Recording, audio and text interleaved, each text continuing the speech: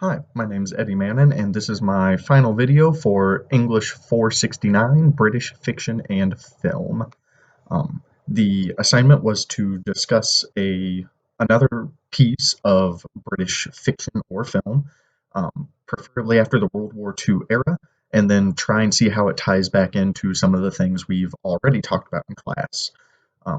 And the subject I decided to talk about isn't necessarily a film, it's a TV show, and it's Doctor Who.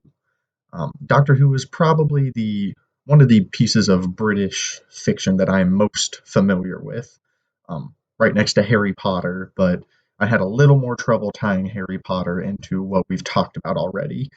um, so I thought that talk might be a little more challenging. So I decided to go with Doctor Who.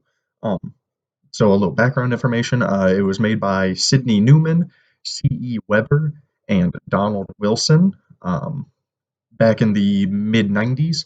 Um, it had several runtimes.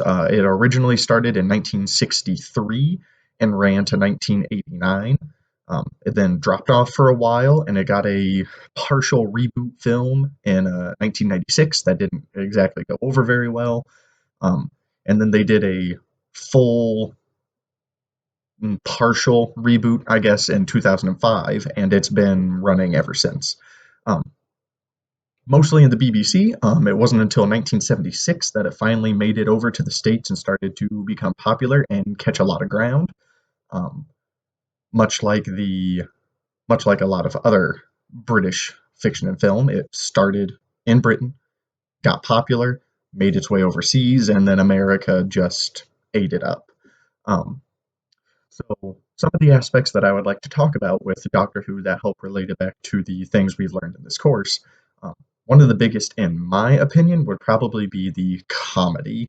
Um, so, comedy isn't exactly the primary goal of Doctor Who. Doctor Who is very much a um, sci-fi, adventure-y kind of series, but it does have a fair amount of comedy laced throughout it, and a lot of the comedy in the TV show reminds me a lot of the Monty Python films, Life of Brian, Holy Grail, and the TV show Monty Python's Flying Circus, um, where it's not exactly the fact that they're going out and trying to make jokes and get other people to laugh, but a lot of their deadpan deliveries of certain things.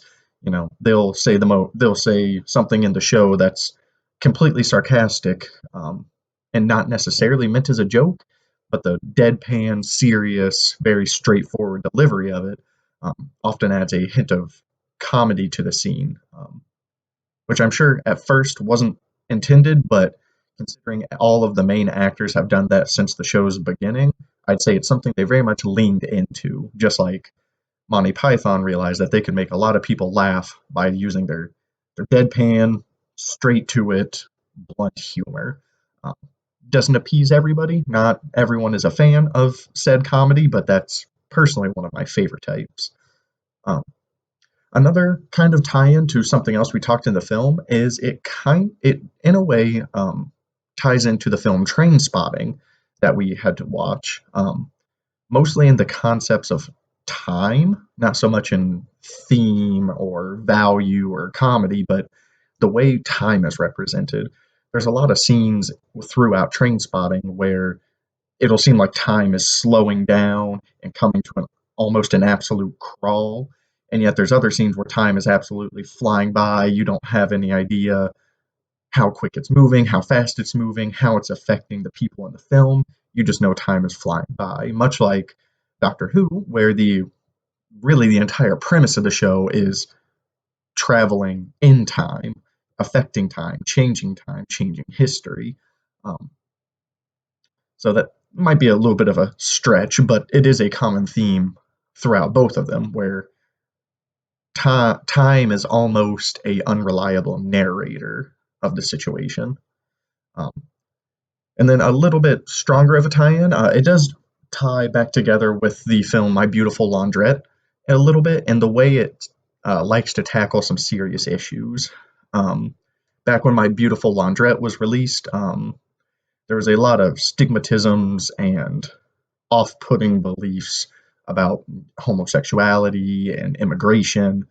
Um, and while Doctor Who has over the years started to lean into that concept, tackling that concept a little bit more, it's always been straight on the nose with dealing with other very serious concepts, such as, depression, self-worth, reliability, your place in the universe, so to speak. So while they might be tackling very different real life situations and real life problems, um, they both come at them in interesting ways that I think really illuminate the minds of the people watching them and kind of help them to see everything in a different light.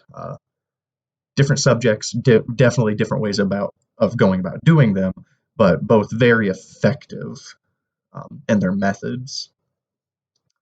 And I think I am all out of time. So thank you very much, and yeah.